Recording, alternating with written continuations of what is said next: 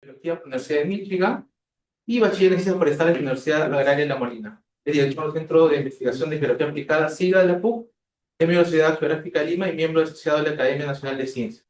Sus áreas de investigación incluyen la biografía de los Andes, ecología, sistemática vegetal y modelamiento estadístico en la distribución de biodiversidad y el impacto del cambio climático en ecosistemas terrestres. Ha participado en múltiples proyectos de investigación a nivel nacional e internacional y se especializa en la biografía de los Andes, etc. Sin más, damos paso al profesor Timaná. Tiene alrededor de 15 minutos más para que pueda participar. Muchas gracias. Ok. Bueno, buenas tardes. Es un gusto poder estar aquí. Entonces, el tema de la presentación es modelos predictivos en biografía. Y la idea es un poco saber, ok, en el contexto del cambio climático, ¿podríamos tener una forma de estimar cómo cambiaría la distribución para modificar su área o pero también podríamos hacernos la otra pregunta, es, ¿podríamos reconstruir la distribución geográfica de alguna especie? Entonces, de eso se trata esta presentación. Entonces, primeramente, una definición muy sencilla de biogeografía. ¿Con qué cosas hacemos en biogeografía? Queremos entender dónde y por qué están, dónde están. Y lo que trata de hacer es justamente documentar la biodiversidad. No solamente documentar, sino además entender por qué están en el lugar, tanto en el presente como en el pasado. Como vamos a ver en un momento, tenemos que hablar. Entonces, la base de la documentación de la biodiversidad son, pues, estas colecciones de historia natural que hay en otras zonas del mundo, como en el hemisferio.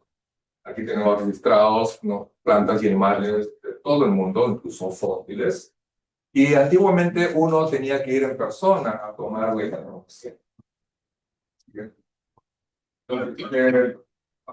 Hace más o menos como 25 años nace esta entidad llamada GBIF, Global Biodiversity Information Facility, que básicamente es una gran base de datos de información. Museos de todo el mundo ceden sus datos y en la actualidad, bueno, hoy día al menos, hay como 3.500 millones de registros que se pueden descargar de manera gratuita. Entonces podemos tener datos de distribución de especies, plantas, animales, microorganismos prácticamente de todo el mundo. Además, se han desarrollado una increíble cantidad de bases de datos climáticos. Hay varias de ellas, donde voy a resaltar una por motivos de tiempo, que se llama CHELSA, desarrollada en Suiza, en Zurich. Y estas bases de datos son en funciones a modelos climáticos globales. Son gratis de descargar para cualquier persona en cualquier parte del mundo. Siguiente. Entonces, estos dos, la disponibilidad de datos de distribución y la disponibilidad de datos climáticos, conllevó al desarrollo de una técnica que la voy a llamar modelos de distribución de especies. Y la idea es la siguiente: combinando datos de distribución que vienen del GBIF y algunos predictores, que pueden ser clima, suelo, geología, grafología. Estos dos funcionan como materia prima para algoritmos. Los algoritmos son algoritmos de aprendizaje automático, usualmente, y lo que nos da es un mapa basado en probabilidades de dónde podría ocurrir esta especie, más allá de los puntos conocidos, ¿no? Por ejemplo, este es para fucsias. Las zonas en verde es donde hay una alta probabilidad de que esta especie también ocurra. ¿Bien? Entonces, eso dio a la luz a una increíble cantidad de investigación sobre modelos, ¿no? Modelos de distribución, cada vez afinando para que el modelo sea lo más preciso, correcto. Entonces, se abrieron muchas líneas de investigación, incluyendo, por ejemplo, saber cómo cambia la distribución de organismos que transmiten enfermedades. Pero además, no solamente son datos climáticos del presente, sino que también utilizando técnicas, se ha podido también desarrollar, digamos, cómo sería el clima en el temperatura y una serie de variables derivadas de ellas. Entonces, por ejemplo, en CHELSA uno puede descargar datos climáticos que van hasta el 2100. Obviamente son, digamos, modelos basados en modelos climáticos globales, interpolaciones y, bueno, ciencia del clima. Pero también son, digamos, descargables. Entonces, ahora eso podríamos hacer algo más, ¿no? Podríamos combinar datos climáticos del presente, datos climáticos del futuro, y usamos esos en los algoritmos de modelamiento y tener un estimado de la distribución potencial futura. ¿Dónde estaría esta especie con cierta certidumbre probabilística en el año 2050 o en el año 2100? Podríamos hacer eso con plantas animales, animales que transmiten enfermedades, por ejemplo, algunos que transmiten malaria, ¿no? Siguiente. Pero, hace unos pocos años atrás, quizás unos 4 años, esta entidad, CHELSA, de la Universidad de Zúrich, desarrollaron también estimados de datos climáticos del pasado, remontándose a 21.000 años atrás, que es básicamente el límite entre el Pleistoceno y los límites del hombre. Entonces, son datos climáticos descargables, están en lapsos de cada 100 años. Y eso nos permitiría, por ejemplo, reconstruir la distribución pasada, nuevamente con cierta base estadística. Los modelos son esos, los modelos son simplificaciones de la realidad que tienen algún tipo de certeza estadística. Entonces voy a mostrarles cómo estamos utilizando estos dos en geografía. Bueno, entonces ahora lo que hacemos es combinar datos climáticos del presente, datos climáticos del pasado, y lo que obtendríamos acá es una distribución potencial en el pasado. Entonces, hay bases de datos que van inclusive hasta 5 millones de años atrás, 120.000 años atrás, ¿no? Entonces uno puede utilizar esa información. Bien. Entonces, el primer caso que le voy a presentar es lo que estamos haciendo con la Puya Raimon. Entonces vamos a reconstruir un poco la historia geográfica de la Puya. Todos conocemos la Puya Raimon, una planta endémica de los Andes, no solamente en Perú, sino también en Colombia, también en Bolivia. Produce miles de flores, pero además produce cientos de miles de semillas. ¿Siempre? Esta es la distribución conocida de la Puya, más o menos desde La Libertad hasta partes de Bolivia, Cochabamba, Sucre, por ejemplo. Pero, como ven, una distribución muy amplia, por encima más o menos de los 3.000 metros. Pero hay alguna cosa bien curiosa sobre eso. A pesar de que son cientos de miles de individuos en todo ese rango, sin diversidad genética. ¿Cómo decir? Como son casi todas genéticamente muy parecidas.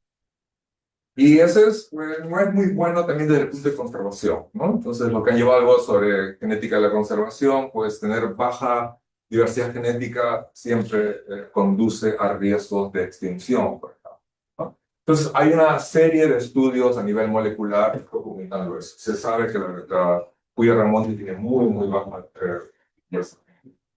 Entonces, lo que queremos hacer ahora es, ok, ¿qué pasó en la historia de la Puya Raimon de los últimos 21.000 años? Usando estas técnicas de modelamiento, reconstruimos la distribución en ese lapso, en ese tiempo, pero en lapsos de 500 años.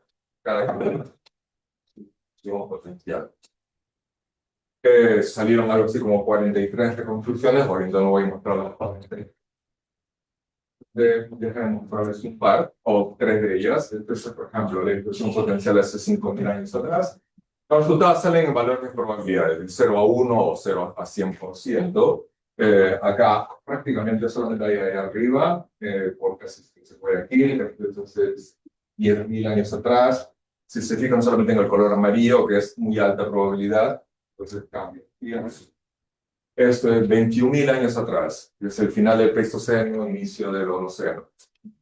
Y lo que vemos también cambia, ¿no? Y en esta animación, prácticamente vamos corriendo desde el presente hasta 3.000, 6.500, 7.000 sucesivamente. Y se fijan solamente las zonas en amarillo, ven cómo las zonas, ¿no?, de la distribución de la Puya ha ido cambiando de manera bastante dramática, ¿no? Siguiente.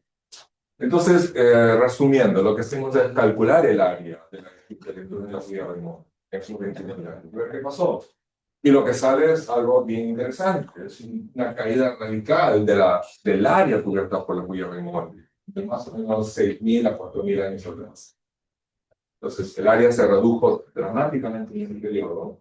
Y en genética es lo que llamamos un efecto cuello de botella, un evento catastrófico en el clima que hizo que caiga la población, el número de individuos, pero con eso también su diversidad genética.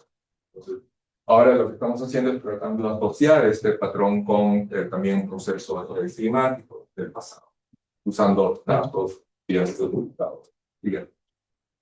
Okay, eso es respecto al pasado. Bien, entonces ahora regresamos al futuro. Vamos a ver cómo podríamos utilizar también modelamiento para estimar efectos del cambio climático, ¿no? Sobre todo en vegetación de altas montañas, que acá le presento un caso, de hecho, sobre la vegetación de los Himalayas.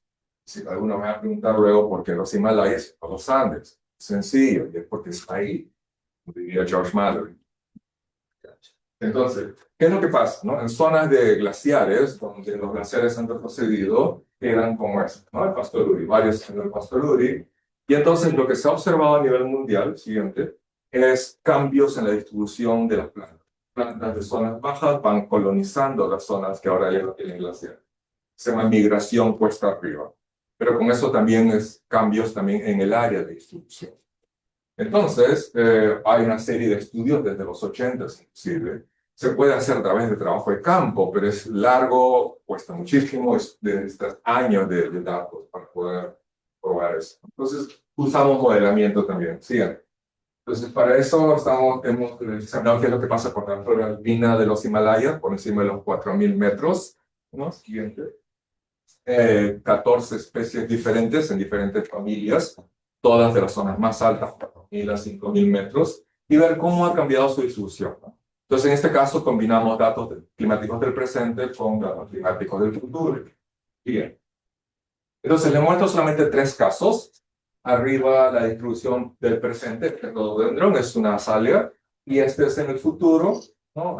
2050 aproximadamente, cierto modelo climático, cierto escenario. Están familiarizados quizás con los escenarios climáticos, ¿no? Los SSPs.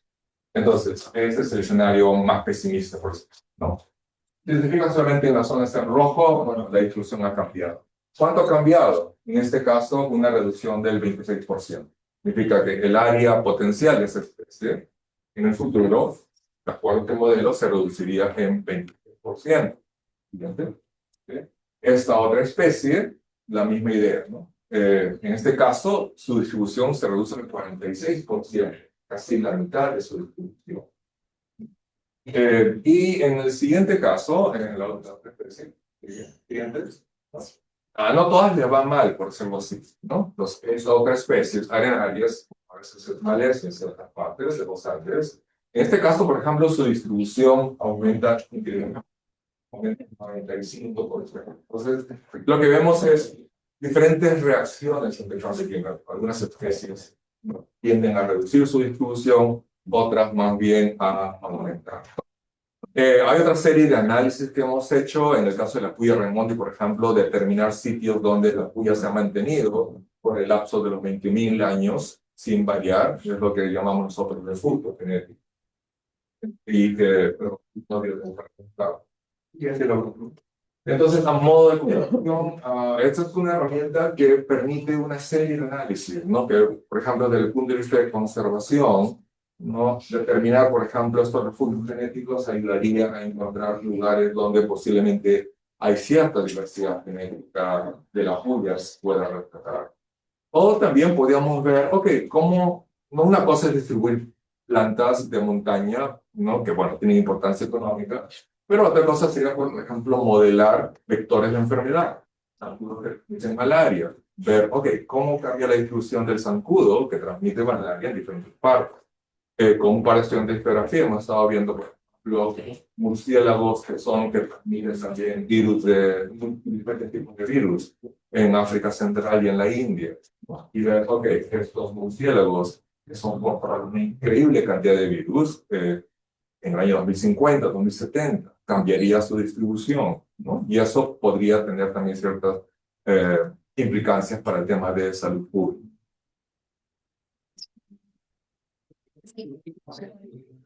A continuación va a hablar la profesora Ana Sauval, y doctora en Ciencias de la Universidad Técnica de Berlín, Alemania. Tiene un máster en Ciencias Agrarias de la universidad. Se ha desempeñado como docente tanto en letras de ciencias humanas como en generales letras y en la escuela de posgrado. Y se especializa en ecología vegetal y cambios antrópicos de ecosistemas. Es directora del Instituto de Ciencias Naturales y del INTEPUC, He ocupado cargos como directora general de Investigación e Información Ambiental del Ministerio de Ambiente, coordinadora de área académica de Institutos de Estudios Ambientales de la PUC y coordinadora del Departamento Agrario del Centro de Investigación de Proyectos de Urbanos Regionales CIPUR. A continuación, la profesora va a dar una charla sobre los espacios públicos en Piura. Gracias. Bueno, muchas gracias. Gracias a todos por estar presentes. Este es un tema muy diferente porque es en ciudades y trata un tema también importante desde el punto de vista ambiental. Tiene que ver con cómo se distribuyen los espacios públicos en la zona o en la ciudad de Piura, ¿no? Entonces, lo que he hecho es un estudio justamente de los parques históricos, del centro histórico de la ciudad. Vamos.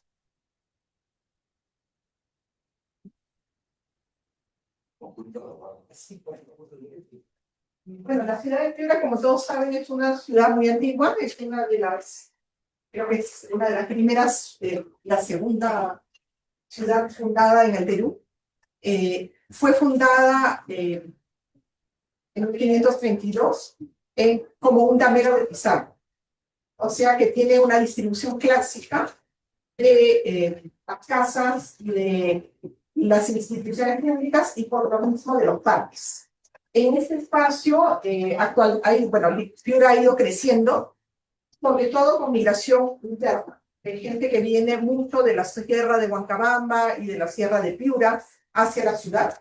Actualmente Piura tiene algo más de 500.000 de personas.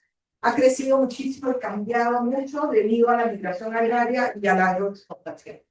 Entonces, actualmente se ha modificado, incorporado también dentro de esto una serie de cambios en las funciones de los parques. Ese es el planteamiento. ¿Pasamos?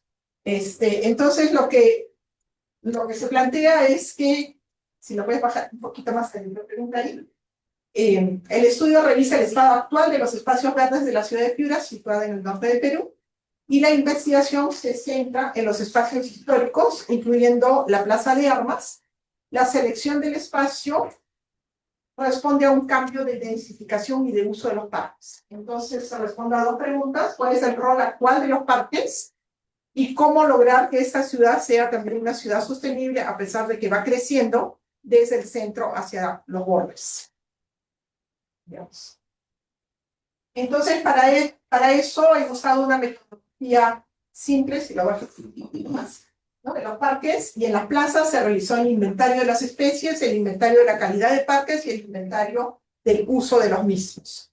He usado investigación participativa, en el sentido de observación participativa, y he visto cómo se distribuyen los siguientes parámetros: la limpieza, el mantenimiento, la naturaleza, los servicios ecosistémicos, el mobiliario urbano, el paisaje, el uso del espacio, y un poquito más abajo está también el índice de familia, ¿no? Esos son los parámetros que he evaluado.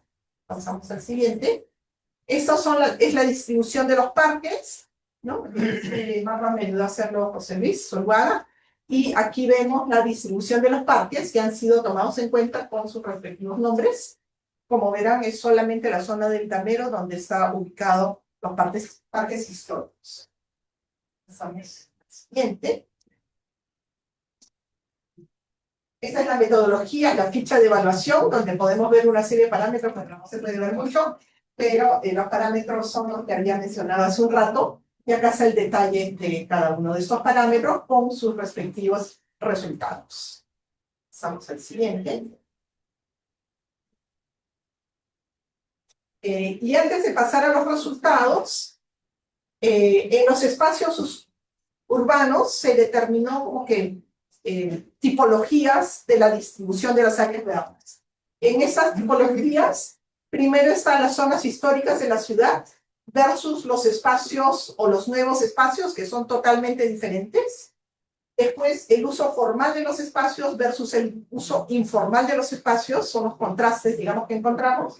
La ocupación de los espacios, incluyendo dentro de esto el comercio informal y la siembra de especies por la misma población, la ocupación del espacio. Vamos a la siguiente. Esa es, para los que conocen Piura, una foto clásica, ¿no? De la Plaza de Armas. Y acá vamos a ver, pues, que las características son bien clásicas, ¿no? Tenemos por un lado el municipio, la iglesia y el Estado. Esos son los tres roles fundamentales de la Plaza de Armas, pero a esto también está unido el tema de los eventos, las reuniones sociales, el recreo de la población y el control social. Pasamos a la siguiente, esa es en la época del COVID. Esa es la zona justamente también del centro y vemos nuevamente las características, fiestas religiosas, eventos, reuniones, recreo. Al salir de la iglesia, ¿no? La población se junta y comparte estos espacios familiares con control social también, ¿no? Pasamos a la siguiente, ¿no? En el parque infantil, ese es un parque bien interesante, que es una mezcla de un estilo clásico con mezcla de usos actualizados. Y aquí encontramos una serie de juegos infantiles que son relativamente nuevos y cuya función no la vemos en los casos anteriores que comparamos con esto. Y por otro lado está también el tema del uso del parque por adolescentes, algo que en épocas anteriores tampoco se consideraba.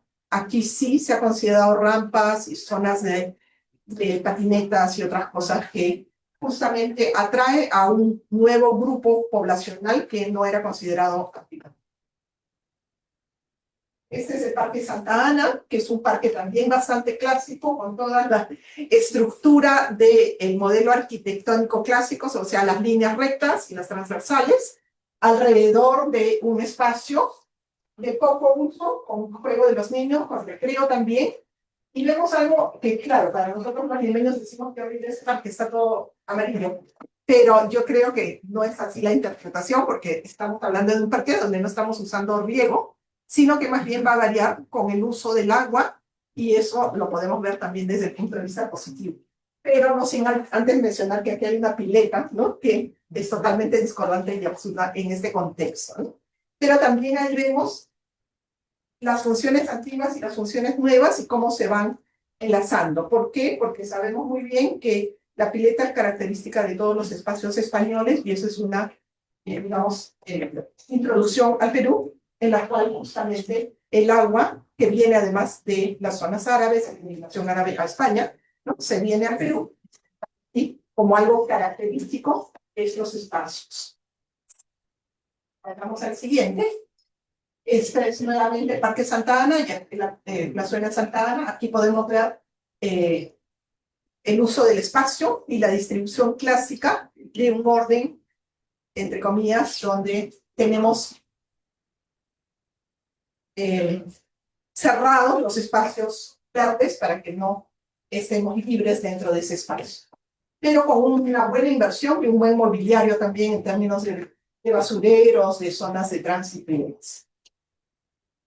Esa es la pérgola del Parque Santa Isabel, que es un parque, ¿se puede checar? No, para que se vea toda la foto. Que es un parque de los vecinos, del vecindario, y que es bien característico también. O sea, los vecinos le ponen una reja y lo abren cuando quieren o no quieren. Y entonces es un parque público que se convierte en un parque semi-privado, ¿no? Y aquí hay algo bien interesante, aparte de las rejas, es la gran presencia de ardillas, de nuca blanca, de iguanas y de otras especies de chilalo también está presente, y muchas otras especies nativas, sobre todo por la presencia del lagarto. Pasamos a la siguiente. ¿No? Bueno, acá vemos también en los parques el uso masivo de las especies locales, como la choriza preciosa, el algarrobo que vimos en las fotos anteriores. A la siguiente. Y vemos aquí en la zona o en la caracterización también de los parques, una zona de biohuerto, pero ya no en la zona de estudio, sino en la periferia. Entonces acá también es interesante ver cómo cambia la periferia con respecto al centro. Entonces en la periferia tenemos nuevamente el uso de especies nativas, como por ejemplo el pacael, Inca felipea, y el uso de especies arbóreas para el secuestro de carbono, pero el uso es definido por los pobladores locales. Son ellos los que sacan y ellos los que cuidan a las plantas. Entonces podemos ver, como resultados preliminares, tenemos que, primero que nada, podemos adelantar que todos los parques se encuentran en estado de deterioro de la infraestructura pero poseen una elevada cantidad de visitantes y gran cantidad de demanda de la población. Lo segundo, las plazas cumplen una función cultural bien importante que está afianzada dentro del clima cálido, que es algo característico también de las ciudades cálidas del Perú y de Centroamérica, donde justamente los espacios abiertos son muy usados por la población local, ¿no? Permite a la población también usar sus costumbres, pasear alrededor de las plazas y demás relaciones sociales, ¿no? Y a medida que vamos alejándonos del centro, se va viendo el cambio de las funciones de los parques. Hacia la periferia, estas funciones van cambiando y van modificándose, entrando las otras funciones que vimos, por ejemplo, en el campo de los pobladores, ¿no? En general, una cosa muy positiva, hay una enorme cantidad de especies nativas que se utiliza y en ese sentido hay, digamos, una conciencia del gobierno regional y del gobierno local de los municipios de usar justamente especies nativas. Prácticamente todas las especies son nativas, muy pocas son de otro espacio o de. Y también encontramos enorme cantidad de aves, iguanas, ardillas, etcétera, ¿no? Aves de diversos tipos, lo que nos da pie a presuponer evaluaciones de poco uso de agroquímicos, si no lo compara con clima, no hizo la comparación directa, pero digamos así, de vista vemos un enorme cambio. En Lima, como sabemos, hay muchísimo uso de agroquímicos, ¿no? Excesivo en todo lo que son espacios públicos. Bien, entonces, comparando los dos usos, tenemos el uso tradicional, la familia extensa, los desfiles de parte del Estado, la iglesia, las procesiones, los encuentros sociales, la misa. Hay todo un control social desde el punto de vista tradicional. Del otro lado, nuevamente, el uso familiar, pero en este caso ya hay un pequeño cambio porque tenemos el uso de reuniones para grupos etarios, cosa que anteriormente no estaba muy claro. El Estado sigue existiendo el rol del Estado con desfiles y grupos sociales, pero entran a fallar una serie de otros grupos sociales, como las ONGs, como los municipios, sindicatos y otras, todas las huelgas se realizan ahí. Pero esto también es lo interesante de ver estos espacios, ¿no? Cómo se van practicando. La iglesia con la ayuda social y las actividades proselitistas, hay muchos grupos también de otras iglesias que comienzan a tallar y entrar justamente a la plaza, ¿no? Y esto también es interesante porque vemos que ya no son solo los católicos con su iglesia, vienen los protestantes, vienen los ¿no? Todos te hacen proselitismo y te comienzan a caer en la Biblia y si te quedan 5 minutos tienes ahí toda una charla, ¿no? Y hay mucho menor control social, eso también es interesante. Pasamos al siguiente. Entonces, podemos clasificar los espacios en 4 espacios. Uno, espacios representativos con control social, el Estado, la Iglesia, la religión, que son fundamentalmente las plazas, que están centrados en el centro. Podríamos hacer aquí un dibujo redondo en el centro. Parques colectivos de construcciones, sobre todo privadas o vecindarios, que se apropian los vecinos de estos espacios. Los biohuertos, que están más bien en las periferias y que son espacios de cultivo individual y uso individual, y los espacios públicos populares abiertos, donde la población genera su propio espacio y donde también hay encuentros sociales importantes y con una relación social. Vamos a lo siguiente. Y bueno, esta es una de las iguanas que vi en el parque de Santa Isabel. Muchas gracias.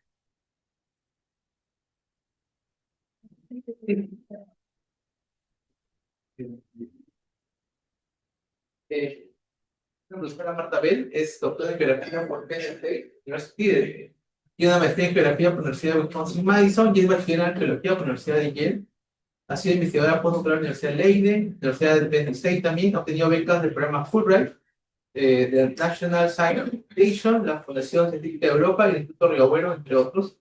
Publicaciones han tratado de diversos temas, entre ellos el agua urbana en Lima, historia geográfica y medioambiental, e historia de la geografía peruana. Actualmente está desarrollando una investigación sobre agua urbana en contexto de cambio climático. La profesora, sin más, le damos el paso a la profesora Marta Bell. Bueno, muchas gracias. Es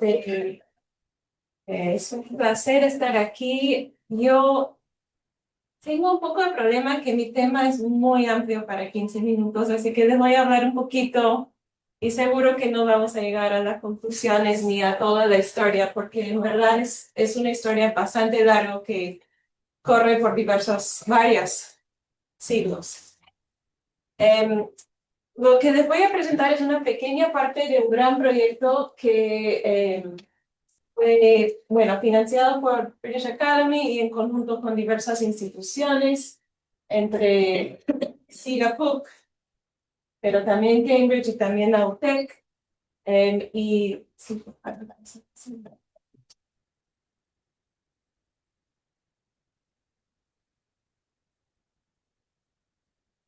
vamos a ver, digamos, ya, siguiente. Ahí. Sí, no, siguiente. Y que, bueno, esto es del equipo de campo. Quería reconocerles, también quería reconocer a Bárbara Rosada, que fue asistente de análisis de data aquí en Lima. Ahorita vamos a ver su trabajo, gracias. El proyecto tenía como inicio cuestionar esta ecuación clásica de riesgo que generalmente usamos en geografía, que era el riesgo se entiende por el peligro, como el peligro multiplicado por la vulnerabilidad. Y entendemos eso siempre como un espacio multidisciplinario. A veces decimos interdisciplinario, pero yo prefiero usar la palabra multidisciplinario porque generalmente las ciencias físicas se encargan de entender el peligro, que es el fenómeno que puede ser la tormenta, la lluvia, el viento, el sismo, la parte física del asunto.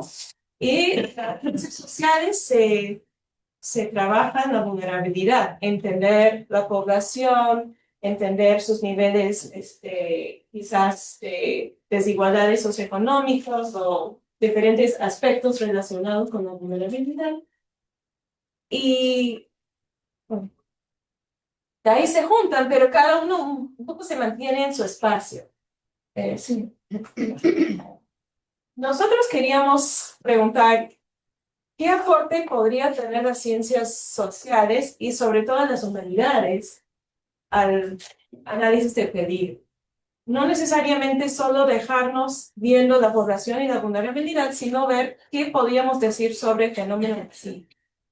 Entonces, el proyecto se dividía en 3 ramas, uno que era hidrología, otro que era más antropología y el mío que era más histórico, porque yo he trabajado bastante en lo que es la geografía histórica y la relación entre poblaciones y agua, sobre todo a lo largo de la época colonial de Perú. Sí. Al inicio de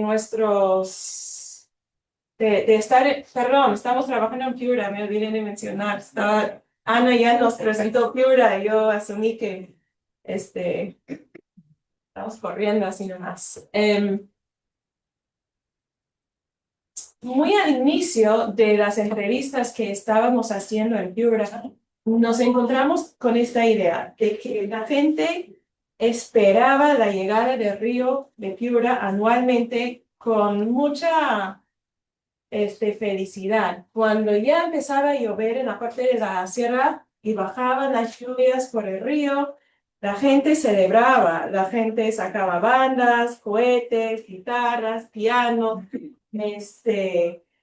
también sus redes para pescar, porque traían, también el río traía fuentes de comida, de peces, se bailaban, expresaban su alegría y era todo un evento en la llegada anual del río. Y de eso nos contó un historiador local súper, bueno, con una profundidad de conocimiento de la zona increíble, se llama Matías Cruz. Y ahora, dijo, ahora no aplaudan al río, le tienen miedo y hasta Ullersson. Que ahora se ha cambiado drásticamente la relación con el río. Y que ahora el río es una fuente de miedo, provocado principalmente por las repetidas inundaciones durante eventos de fenómeno El Niño. Ahora, ¿cuál es la diferencia? ¿Cuándo se convirtió de una alegría a una cosa que daba miedo? Y justo eso es lo que yo me dedicaba a estudiar, viendo la parte histórica, que era analizar cómo la construcción de la infraestructura hidráulica a través del tiempo ha contribuido al riesgo de desastres en la zona, sean a desastres por inundaciones. Y aquí quizás es medio engañoso los dos periodos. Nosotros nos interesaba el periodo de 1871 hasta el presente. Hicimos un break en 72 porque eso es el momento en que las personas locales nos dijeron que empezaba el cambio con el río. Ese es el momento en que se empiezan a construir el proyecto Chirapiura. Es el momento en que se empiezan a construir las defensas que conocemos hoy en día. Sin embargo, todos estos desarrollos de infraestructura, en realidad no fue un momento de cambio tan drástico, sino simplemente la continuación de ideas que databan de mucho antes. Un poco de contexto, yo voy a asumir que muchos de ustedes están familiarizados con el caso, pero estamos hablando de la cuenca. ¿Eso tiene el río Piura? Aquí está la ciudad. El río comienza en esa zona y justo esa línea roja, por eso me gusta ese mapa que data del inicio del siglo XX, pero eso es la línea donde es la frontera con las lluvias estacionales. Bueno, las lluvias estacionales alimentan el río con crecidas anuales notorias en la zona de la ciudad y los campos agrícolas a sus alrededor. Las crecidas anuales provocan que el río migra en su cauce y esos cambios que podrían ser bien fuertes hacían función. Ya funciona ahí. Sí, hacían función que el río se conoce sobre todo en la parte baja como el río Loco porque muere.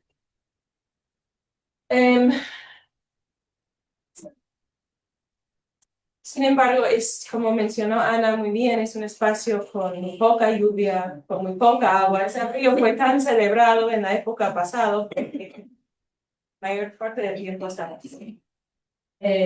Y entonces, en esa zona, la importancia del riego y el deseo de aumentar el espacio regado para aumentar la agricultura comercial, sobre todo, fue un sueño y un deseo de hace muchos años. Y todo eso puntuado por eventos de fenómeno del Niño con inundaciones pero destructivas, con inundaciones fluviales y fluviales. Los que más vamos a hablar hoy son de 71, 91 y 25.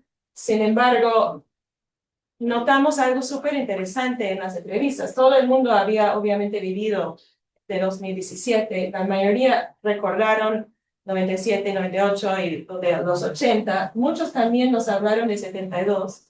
De ahí ellos nos dijeron, pero mi abuela me contó de 25.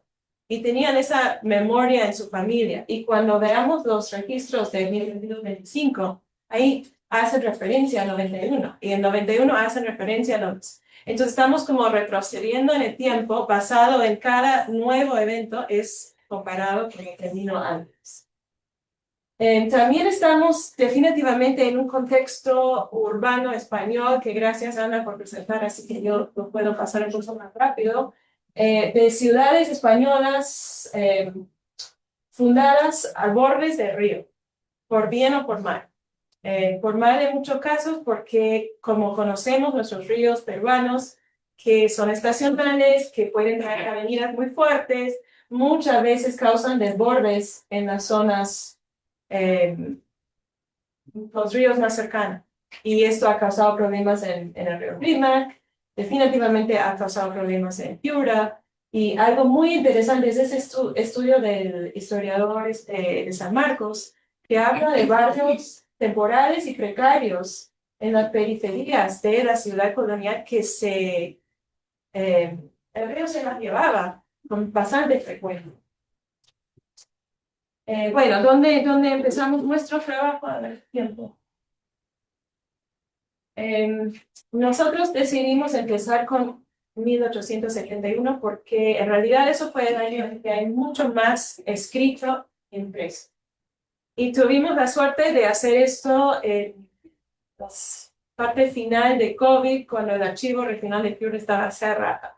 Así que con Bárbara, gracias, ingeniamos maneras de encontrar fuentes en Internet, fuentes digitalizadas, fuentes books, etcétera. Y esto más o menos son algunos de las cosas que consultamos. Al final eran más de 180 de diferentes tipos de fuentes. Y el trabajo fue sacar todas las descripciones de riego, de lluvia, de inundaciones, etcétera, y codificarlo. Y al final esos fueron los códigos. De esos códigos sacamos algunos temas más importantes y desarrollamos líneas de tiempo para entender cómo se va cambiando en el tiempo los diferentes temas. Por ejemplo, descripciones de lluvias o avenidas decrecientes o trabajos de irrigación, defensas ribereñas, cómo estos desde el inicio del periodo de interés hasta hoy en día, o por lo menos los 70, iba a cambiar. Y tuvimos varias conclusiones que todavía estamos obviamente trabajando, pero los voy a mencionar un poquito y aquí tengo un poco de data que no quiero equivocarme.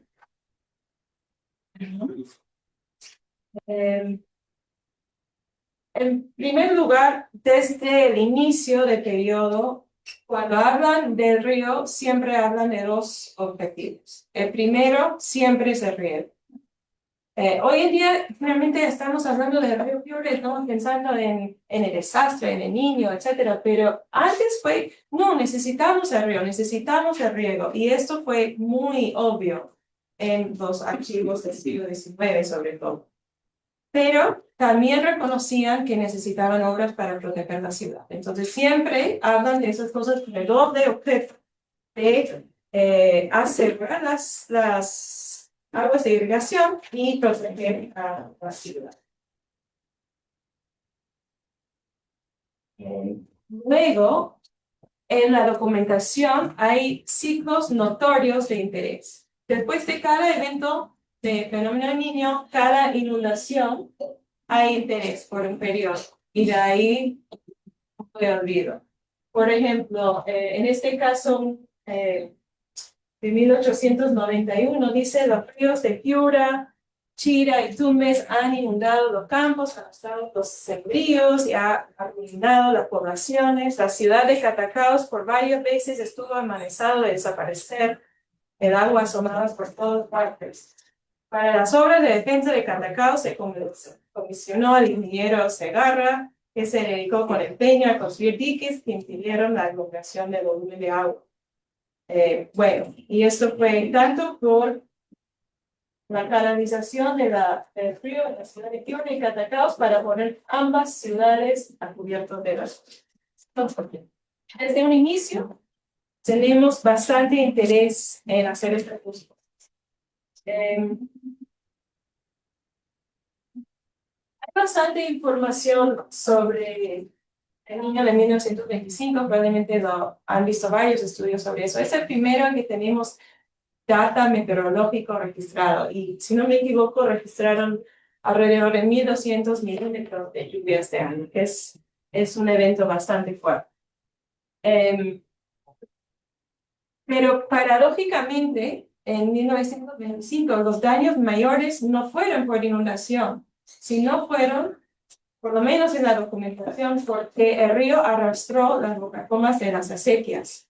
Entonces, las acequias que eran sin alimento, quedan secas y los sembríos mueren. No porque están con demasiado agua, sino porque no tienen agua. Entonces, siempre estamos trabajando en esos dos objetivos simultáneamente. La otra cosa, y creo que con esto voy a cerrar, es siempre hay una discurso de interés en proteger a Piura y a Catacaos. Catacaos, como quizás algunos están, conocen, fue una reducción indígena y fue siempre una población mayor indígena en comparación con la ciudad de Piura. Entonces, siempre hay un discurso que tenemos que proteger a Piura y Catacaos, pero al momento de ejecutar las obras, el dinero basta solo para Piura. Y esto vemos desde el siglo XIX. Bueno, creo que aquí hay un ejemplo. No se ha llevado a cabo el trabajo en Catacaos por falta de fondos. También hay una situación donde los ingenieros contratados son o extranjeros o de Lima. Realmente se dedican a Piura y incluyen en sus textos cosas, la verdad, bastante racistas sobre las personas que viven como que son locos, que no saben qué están haciendo, cosas así que puede ser de la época, pero no hablan así sobre la gente de Piura. Entonces creo que es importante mencionar. En 1945 todavía no hay defensas para Catacaos. Y después de la Segunda Guerra Mundial explota trabajo en infraestructura, tenemos diversos proyectos, bueno, culminando con lo que estamos ahora, el proyecto especial Chirapiura, que será tema para otro discurso, otra ponencia total. Bueno, para cerrar, yo creo que cuando nos metemos a ver la historia de las inundaciones de Piura, lo primero que resalta es que eso es algo que la gente ha estado pensando por muchos años. Si todavía tenemos problemas con esto, bueno, no sé a qué lo podemos deber, o a qué se podría deber, pero con el transcurso del tiempo podemos ver muchas ideas y proyecciones y propuestas que algunos son construidos y en momentos en que son mucho después de que primero fueron creados. Con el transcurso del tiempo también la gente se ha perdido un poco el contacto de los ciclos anuales del río, en parte porque ya el río no es tan natural, está recibiendo bastante agua del río Chira, pero la gente ya conoce al río mediante la infraestructura. Entonces, conocen las defensas o falta de defensas por su zona y qué tan fuertes son o qué no tan fuertes son. Saben dónde están los puntos débiles, dónde podía entrar la inundación. Y como han funcionado en muchos casos, hay el clásico problema observado hace ya más de 50 o 70 años por Gilbert White, el padre en geografía de los estudios de desastres, ¿no? Que mediante protegemos mejor la zona de inundación, la gente vive más y más y más cerca del río, con más personas. Entonces hay confianza en la infraestructura, entonces la gente vive cerca y siguen, como creo que Ana mostraste un poco, construyendo cada vez más en el caos, o cerca por lo menos. Y esto, la verdad, solo provoca una situación de mayor riesgo, como vimos en 2017, cuando sí la infraestructura falló en Piura y en Catacaos. Bueno, es un proyecto con bastantes personas que nos han ayudado y esto es una 10ª parte de todo, pero bueno, estaré feliz de recibir preguntas y comentarios. Gracias. El último participante del día de hoy es el profesor Stephen Yarlequé, es doctor en ciencias atmosféricas por la Universidad de Albany, magíster en matemáticas aplicadas con mención de tácticos por la Universidad Católica del Perú y licenciado en física por la Universidad de Callao.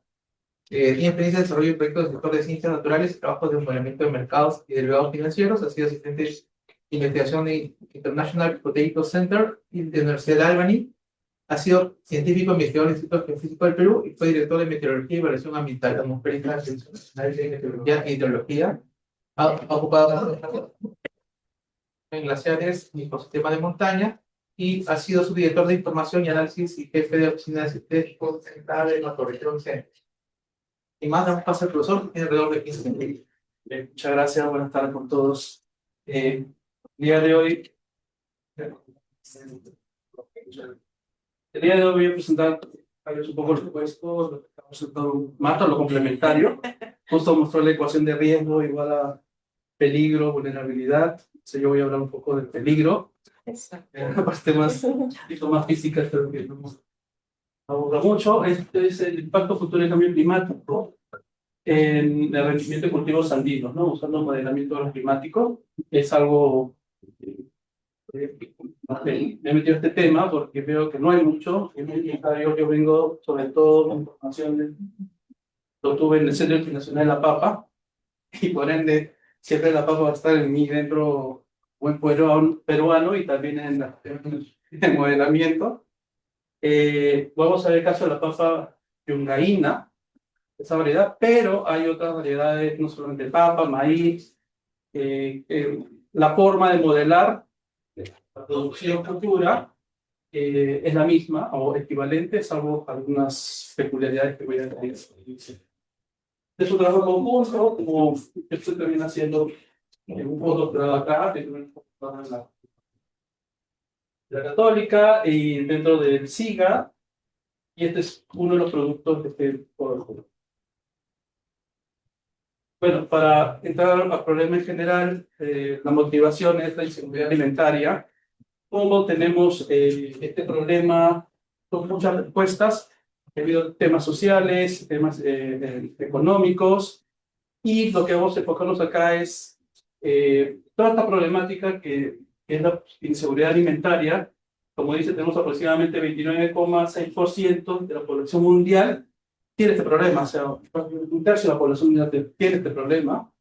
Y en el caso de Perú, tenemos, al menos lo que se ha contabilizado entre 2014 y 2023, que la inseguridad alimentaria ha aumentado aproximadamente del 37 al 52% en el periodo, bueno, en el periodo antes, ¿no? Quiere decir que es una tasa de crecimiento del 15% por década. Y eso, digamos, es realmente significante, importante, que no se está viendo, y efectivamente va a traer muchas consecuencias en el desarrollo de los menores, de las personas vulnerables, ¿no? Entonces, uno de los medios justamente para combatir en el futuro esta inseguridad alimentaria es tratar de conocer un poco cómo podemos mejorar nuestro cultivo, pero para eso tenemos que saber cómo vamos en el futuro respecto a los cultivos andinos. En este caso, la papa, que en el Perú sabemos que es muy importante, sobre todo en las comunidades altoandinas. Como dice, contribuye la papa a la mejora de la seguridad alimentaria, por su corto periodo de maduración, ¿no?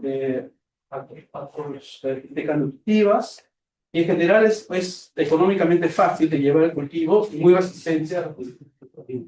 Es un cultivo muy resiliente y justamente tratamos de analizar si en el futuro realmente, debido al cambio climático, vamos a poder tener todavía herramienta natural, digamos, para llevar un cultivos de forma sostenible, ¿no? Este es el histórico, según la FAO, de cómo han venido los productos de papa en Perú. A la izquierda está anaranjado digamos, por tonelada que produce Perú, desde 1961 hasta 2021. Y en verde está justamente la área sembrada. La área sembrada relativamente no ha cambiado en el tiempo, lo que sí ha aumentado es la producción. Se entiende que esto va también asociado al mercado, al consumo que se exporta, ¿no? Inclusive hubo un gran cambio en los 90. Y a la derecha vemos el rendimiento, que es una combinación de ambas. El rendimiento es el hectárea por, la producción por hectárea, que ha venido creciendo. Entonces, queremos ver si esa tendencia va a seguir o va a quedar estático debido al futuro por el cambio climático. Lo que vamos a ver, en resumen, en esta presentación rápidamente, es las condiciones climáticas que necesitan justamente los modelos que ya existen, pero hay que adaptarlos a la zona de estudio de la Cuarta Andina.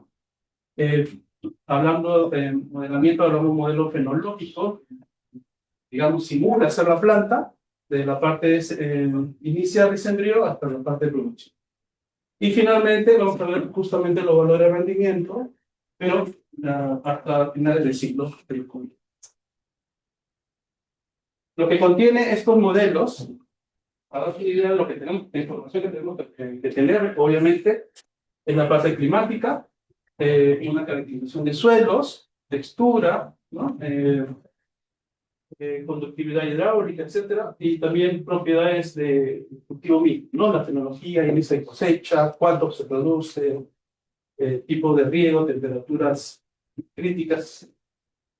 Esta investigación se hizo en la parte de la Cordillera Blanca, que es toda esta zona en Ancash, la zona montañosa donde están los glaciares, en un centro, digamos, poblado que se llama Huaripampa, que depende justamente hídricamente de toda la lluvia y el deshielo glaciar, que es la parte andina. Obviamente el cambio climático, el cambio, está asociado al deshielo glaciar.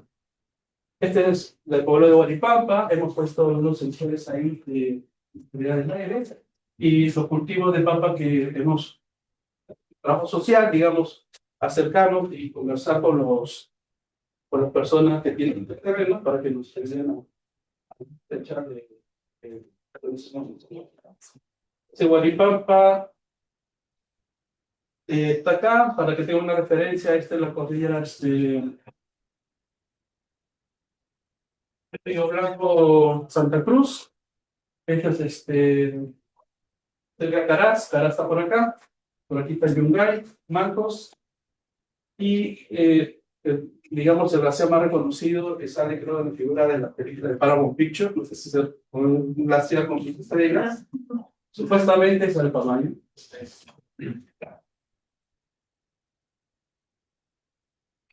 Acá este es el campo, tenemos que enfocar el 2024, en diciembre de 2024, ahí está la quebrada Santa Cruz, de ahí es que tiene justamente todos los frutos hídricos para regar toda esta zona.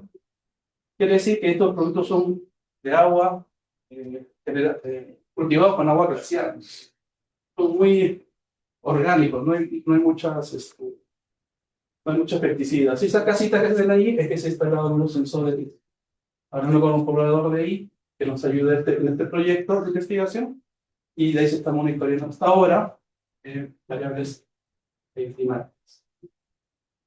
Con esa información climática y los modelos libres de inclusión de cambio climático, los escenarios futuros del SCP 254 y el SCP 585, la diferencia de este uno es un escenario donde va a haber un incremento súbito de temperatura o áreas extremas, se van a incrementar muchas precipitaciones más extremas cada vez más recurrentes, y el otro es el evento muy catastrófico, ¿no? Vamos a tener 4 a 6 grados de temperatura más para finales de 2021, y los eventos extremos se van a triplicar para finales del ciclo. Entonces, lo que hemos hecho acá es sacar un promedio de cierto periodo de estudio, por ejemplo, entre 2015 y 2024, sacamos los promedios mensuales, que se llama como, para ver cómo es el clima, digamos, en este caso de precipitación para un escenario, y acá a la derecha para un escenario más extremo.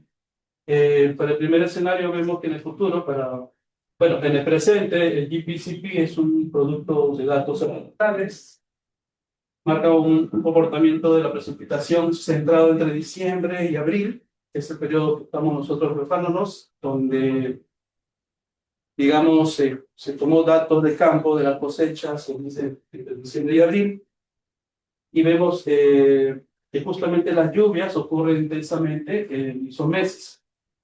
Cuando vamos a otros productos, por ejemplo, el CIMIC 6 2030-2050 es un promedio de los salidas de modelos climáticos a mediados de, bueno, entre 2030 y 2059, está en color un poquito gris puro, no hay muchos cambios en precipitación, pero a finales del siglo, cuando vemos en 2070-2099, las precipitaciones aumentan, sobre todo en el mes de febrero, marzo, abril, donde se concentran precipitación. Y para el caso más extremo, aún, digamos, muchos lo llaman el caso más catastrófico, porque mucho más calentamiento global, mucha más contaminación atmosférica, incluso las precipitaciones son un poco más para finales de siglo. Pero en general, no hay mucha diferencia en precipitación. Donde sí vemos mayor tendencias geográficos, pero la temperatura, ¿no? En el periodo de diciembre a marzo, vemos que actualmente las temperaturas están entre 16 grados alrededor. Luego, para el periodo 2030-2059, las temperaturas van a aumentar 1 grado más, y para el 2070-2029, la temperatura va a estar en 17 y 18 grados. Pero para el caso, digamos, SCP-445, que es un escenario de calentamiento promedio, se ve en extremo. Vemos si va a haber un incremento ¿no? De 16 promedio a 19 grados de temperatura. Está como 4 grados más de temperatura. Y vamos a ver los resultados estos se reflejan, ¿no? Finalmente, hay otros parámetros de contaminación, que hay también cambios significativos en ambos escenarios futuros. Ahora vamos a pasar rápidamente a lo que es el modelo de la zona de estudio. Aquí trajeron muestra de tierra, muestra de los cultivos, de las plantas, de la producción misma. Se llevó a laboratorios, se pesó, se midió los lagos, montó las hojas, se sacaron todos los parámetros fenológicos posibles de las plantas en laboratorio. Se hicieron varias muestras, una muestra foto de la muestra 1, pero hubo otras muestras también esto 1, 2. Bueno, se sacaron parámetros como por ejemplo la cantidad de materia seca en la planta y de una muestra y de otra. Para arriba los resultados para la muestra 1, el otro es para la repetición. Y más o menos encontramos un promedio de 26% del promedio total de materia seca, de todo el peso, el 26% solamente la masa y lo demás es líquido. Y por dar un ejemplo, y estos parámetros fueron ingresados al modelo, también tenemos que ingresar modelos de producción. Este es de una campaña, del 1 de diciembre hasta marzo, y vemos que hubo una ganancia de casi 7.000 soles para acá están los kilos, acá están los kilos, de rendimiento, que también va dentro de la información de los modelos agroclimáticos. Se hizo las calicatas, se sacaron muestras, perfiles de suelos, y acá justamente habían inaugurado el laboratorio de geografía y el departamento de humanidades para analizar justamente la muestra del suelo del profesor Tavares, y se hizo tamizado y se determinó la textura, ¿no? Y varias propiedades de suelo del laboratorio con sus tablitas, y esta información justamente por, digamos, nivel de profundidad se colocó el tipo de suelo que se explotó en el laboratorio. Una vez teniendo eso, bueno, también se hizo varias corridas, se hizo un proceso de validación para ver si es que los resultados del rendimiento, la productividad del cultivo de papa coincidía con lo observado, y sí, más o menos las simulaciones nos daban 16.13, cuando en lo real habíamos observado 15.5, 16.5, 15.7 toneladas por hectárea de rendimiento. Entonces había como un porcentaje de error del 5%, entonces estaba muy bien. Y bueno, y finalmente, haciendo todo ese trabajo de campo unido con el modelamiento, tuvimos las proyecciones futuras de rendimiento, y vemos que el rendimiento, cada curva es un modelo climático obtenido del grupo del IPCC. A la izquierda está proyecciones de SCP-245, y a la derecha SCP-585 de cambio climático. Cambio climático, digamos, intenso y cambio climático extremo. Y vemos que en ambos casos es creciente hay una tendencia creciente del rendimiento del cultivo de papa, cosa que se ha venido ocurriendo históricamente, pero como que hay una pausa alrededor del 2080 en este caso, y acá hay una pausa en los 60. Ahí digamos que hay como un techo y empieza a descender. En el caso del clima extremo, en el caso de un clima no tan extremo, como que hay una pausa y empieza, digamos, a variar por un año. la vegetación. Y posiblemente es que no, la producción de un cultivo no va a ser ascendente, ¿no? Sino por propiedades fenológicas, un máximo óptimo, que parece que se encuentra en esos periodos de tiempo. No lo he estudiado, pero es muy interesante estudiarlo qué condiciones de cultivo, de manejo de cultivo, de curso hídrico, de condiciones climáticas, se da que la fenología de la planta ha dado mayor rendimiento, pero ha llegado a condiciones más pronto. Bueno, la idea acá entonces es, ya sabemos que generalmente casi todas las proyecciones, excepto una, que va negativamente, hay una tendencia positiva. Entonces sí se sustenta que, al menos por proyecciones futuras de cambio climático, sí se van a dar las condiciones favorables para poder seguir usando a la papa para poder que sea un producto, digamos, que combata la inseguridad alimentaria y nos ayude a su sostenibilidad. Un poco para dar un resumen de los últimos resultados, tenemos en promedio entre 1.19 y 1.02 toneladas por hectárea por departamento.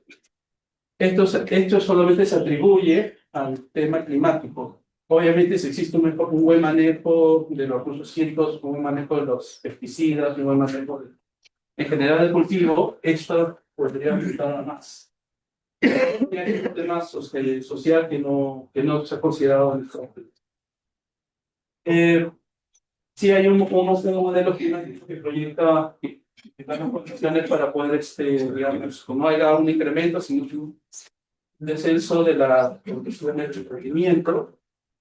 Pero eso debido justamente al problema del modelo, posiblemente los modelos climáticos son una representación muy grande, sobre todo en áreas de montaña, son muy complicadas. Es posible que este modelo no sea sensible a la variabilidad local. Estamos enfocando en lo que es montaña, ¿no? Posiblemente para personas estudios sí sea más, sí sea útil, ¿no? Y bueno, y finalmente para terminar, se concluye que es claro que la papa andina puede ser usada estratégicamente para combatir la inseguridad alimentaria en el contexto del cambio climático, pero esto va a ocurrir la papa andina. El modelamiento de lo climático de la FAO en otros cultivos, maíz, hasta hortalizas, me parece, y algunos plantas menores, ¿no? Así que hay mucho por hacer, de replicar. Solamente se ha hecho la papa, creo que yo estaba tratando de hacer arándanos. Todavía estoy intentando manejar esos datos, pero que sí, porque quería comparar el rendimiento de papa de un cultivo nativo propio y el rendimiento futuro de arándanos, de un producto que digámoslo así, alienígena, que nos ha sido productivo y que es una nueva realidad, y vamos a ver si las condiciones climáticas favorecen. Bueno, eso es todo por ahora. ¿Tiene minutos para preguntas, comentarios? Algo y por los ponentes, sí que hay. ¿Tienes la señora? ¿Una pregunta? A ver, a ver. No, yo tengo preguntas. Sí. Empiezo, Martín. Cuando estabas hablando de los eventos cuello-botella, también estabas mostrando como zonas amarillas bien lejos, unos de otros, ¿no? Como el Ecuador y el sur del Perú. ¿Qué rol juega la topografía en esta? O sea, esos tipos de eventos son diferentes en zonas de montaña que en otras zonas. Mira, es decir, cuando hablamos de efecto Geiger, la definición clásica es, digamos, una reducción drástica en la producción, pero que al mismo tiempo reduce la diversidad genética. Y eso va a depender de las condiciones. O sea, puede darse, por ejemplo, por una epidemia, como para llevarse en el Ngorongoro. Entonces, en este caso, la puya es netamente no, de alta montaña, 3.000 metros para arriba, y podría haberse dado el caso de que la por el mejor, por lo que he estado viendo he estado haciendo un paralelo con eventos climáticos en el Holoceno.